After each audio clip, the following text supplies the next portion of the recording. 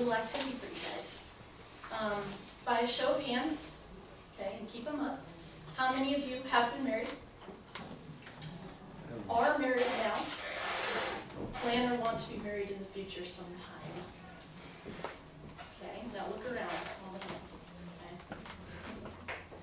The percentage of people who will get married is a lot. A lot. The percentage of people who will end up getting divorced is 50% for the first marriage and 65% for the second marriage. This is according to the most recent 2011 statistics on divorceguide.com. We need to lower those numbers. That's a lot of divorces. That's half. That means that all you guys that raised your hands who want to get married someday, half of you guys are going to end up divorced. Divorce is a problem that is way too prominent in this country. Way too prominent. So first, I'm going to be telling you about this problem, about divorce. Second, I'm going to be telling you what causes divorce. Last, I'm going to tell you how we can try to fix it. So first is the problem. What is the problem? The problem is divorce. What's so bad about it? I mean, people get divorced all the time for good reasons. Well, number one, it's intensely stressful. Intensely stressful. There's the stress of when you initially decide you're going to split up. There's the stress of setting up and then waiting for court dates. There's the stress of waiting for the papers to be processed. There's the stress of continuously fighting with your soon-to-be ex-spouse over splitting up property and assets and joint funds and furniture and cars and children, everything down to the leftovers in your refrigerator. Also, it's heartbreaking. Any breakup is going to be emotional. Imagine if you're with somebody for 7 to 8 years and you break up. That's not fun. And also, it's very expensive. In 2003, Men's Health magazine estimated that the average cost of a divorce now runs to be about $15,000. And that's not including the fact that much of everything you own is going to be split up between you guys. So, we've established that divorce pretty much sucks. So, what causes it?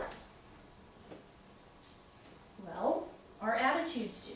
A lot of people list the reasons for divorce as being financial issues or irreconcilable differences. We just couldn't make it work. That's not true. That's not true at all. What causes us to get divorced is the attitudes, what we use to handle the problems that come with actually just everyday marriage life. Our first attitude problem is we just misunderstand the institution. We don't know what we're getting into when we tie the knot. In her article, Positive Illusions, published in Time magazine in 1999, Amy Dickinson writes that when those couples hit those inevitable lows in their marriage, they often turn to the Hollywood expectation of what marriage should be. Happily ever after, and forever and ever, easy as pie. Is that what marriage is? Really? No, it's not. It's not a Disney movie. It's not.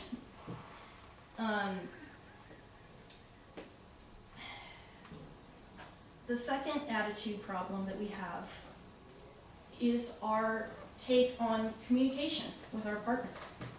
Our whole culture is centered around ourselves. And so that ends up coming out in selfish communication. Dennis Powell realized this, and in his 2003 article, Divorce on Demand, published in National Review magazine, he writes this about marriage. In our popular culture, the marriage vows might as well be, as long as the money is good, as long as my spouse's health is not a burden to me, as long as I don't find somebody I like better, and for as long as it suits my mood. Think about that. That's completely self-centered. And how does that work out when you're trying to communicate with your partner? Not too good. Our third attitude problem is our take on commitment. We, as Americans, have developed something called the divorce culture. We have shifted from viewing marriage as forever and divorce as a last resort to viewing marriage as temporary and divorce as the easy out. In 2001, when reviewing a book called Marriage in a Culture of Divorce, Stephen Knock points out this concept. This society has completely changed in our views of marriage and divorce. Vincent DeCaro from Fatherhood Today gives us an interesting statistic on this topic from the 2005 National Marriage Survey. Out of all of the individuals who got divorced in that year, they were asked, do you wish you had worked harder to save your marriage? 2/3 of them said, yeah, I do. That means that 2/3 of those people, they knew they could have done something more, but they did nothing. They let it go, their marriages rotted, and they ran away.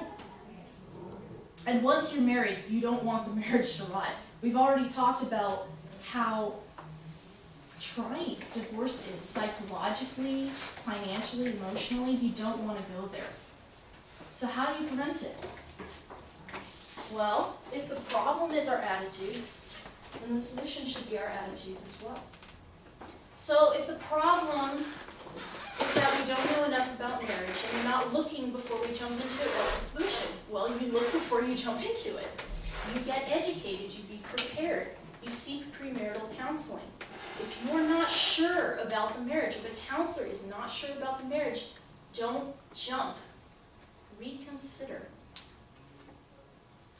If the problem is that we have selfish communication between two people, it's only one-sided, what's the solution? Practice good communication. Be honest, be humble, say what you need to say, but be nice, be gentle with them. Listen to them.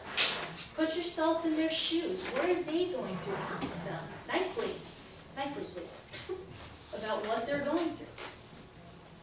Give them sincere attention, the kind of attention that you would want them to give to you. And if we are running to divorce because we think that marriage is too hard, what's the solution? Remember that you made a promise. Stick with that promise. It's okay if you think it's hard, you can't handle it, that's fine. Go to a counselor, get a book, talk to other couples, do something, but do not run away. So, in conclusion, guys, divorce is a problem that is caused by attitudes, and it is something that can be evaded by attitudes as well, the correct attitudes. We should be more knowledgeable about marriage before we get into it, be more committed to our marriages when we're in them, and be more selfless in our communication with our partners. But it's up to you guys to go out and do it. I've told you what you need to do. You guys need to go out and put it into practice to make those changes in yourselves. Marriage is the single most potentially satisfying relationship that you will ever have in your life.